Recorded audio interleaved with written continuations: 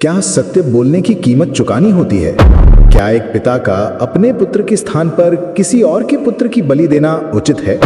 कौन था वो जिसके लिए एक नए स्वर्ग का निर्माण किया गया? ये सब जानेंगे हम आज के वीडियो में।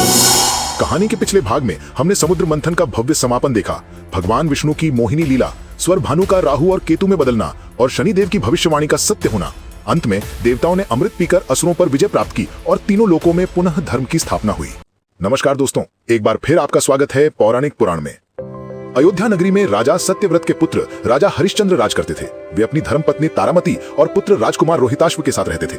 राजा अपनी अद्वितीय सत्यनिष्ठा के लिए जाने जाते थे, जिसके कारण उन्हें जीवन में अनेक कष्ट सहने पड़े। बहुत समय तक राजा हरिश्चंद्र और रानी तारामती को कोई संतान नहीं थी। अंत में अपने कुल गुरु वशिष्ठ के उपदेश से उन्होंने वरुण देव की उपासना की। वरुण देव ने उन्हें एक शर्त पर पुत्र दिया कि वे उसे यज्ञ में बलि देंगे। पुत्र का नाम रोहिताश्व रखा गया। जब राजा ने वरुण देव के बार बार आने पर भी अपनी प्रतिज्ञा पूरी नहीं की, शनिदेव ने राजा को चेतावनी दी कि वे अपने पुत्र को वरुण देव को सौंप दे, अन्यथा उन्हें उनके कर्मों का फल शीघ्र मिलेगा। राजा हरिश्चंद्र ने शनिदेव से अपने पारिवारिक मामले से दूर रहने को कहा, जिसके परिणाम स्वरूप उन पर शनिदेव की 7.5 शुरू हो गई और उनकी वक्र दृष्टि राजा पर पड़ी। पुत्र की आहुति न देने के कारण वरुण देव क्रोधित हो गए और उन्होंने राजा हरिश्चंद्र को जलोदर रोग का श्राप दे दिया। इस रोग से मुक्ति पाने और वरुण देव को प्रसन्न करने के लिए राजा वशिष्ठ के पास गए।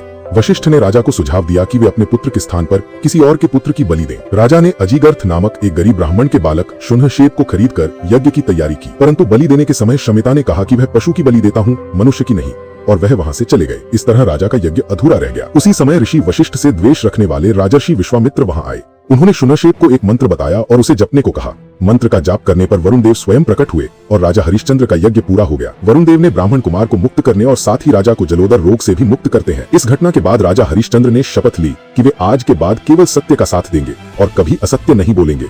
इस प्रकार राजा हरिश्चंद्र सत्यवादी बन गए। एक बार ऋषि वशिष्ठ और विश्वामित्र के बीच राजा हरिश्चंद्र की सत्य निष्ठा को लेकर विवाद हो गया। वशिष्ठ उनकी प्रशंसा कर रहे थे, जबकि विश्वामित्र ने अपनी तपस्या के बल पर हरिश्चंद्र को झूठ बोलने पर विवश करने की चुनौती दी। यह सुनकर शनिदेव ने भी राजा हरिश्चंद्र की परीक्षा लेने का निर्णय करते हैं। विश्वामित्र ने अपनी माया से राजा हरिश्चंद्र को सपने में दिखाया कि उन्होंने अपना पूरा राज्य उन्हें दान कर दिया है। अगले दिन जब विश्वामित्र राजा के दरबार में आते हैं और सपने में किए गए दान की मांग करते हैं और साथ ही कहते हैं कि स्मरण करो राजन, मैंने तुम्हारे पिता राजा सत्यव्रत को सशरीर स्वर्ग भेजने के लिए क्या कुछ नहीं किया। जब तुम्हारे कुलगुरु वशिष्ठ ने मना कर दिया था, तब मैंने अपने यज्ञ द्वारा उन्हें सशरीर स्वर्ग पहुंचाया था। जब देवराज इंद्र और अन्य देवों ने तुम्हारे पिता को पुनः पृथ्वी पर फेंक दिया, तो मैंने अपनी तपस्या और संपूर्ण जीवन के तपोबल से उनके लिए नया स्वर्ग बना दिया। तब राजा हरिश्चंद्र बिना किसी हिचकिचाहट के अपना संपूर्ण राज्य उन्हें सौंप देते हैं।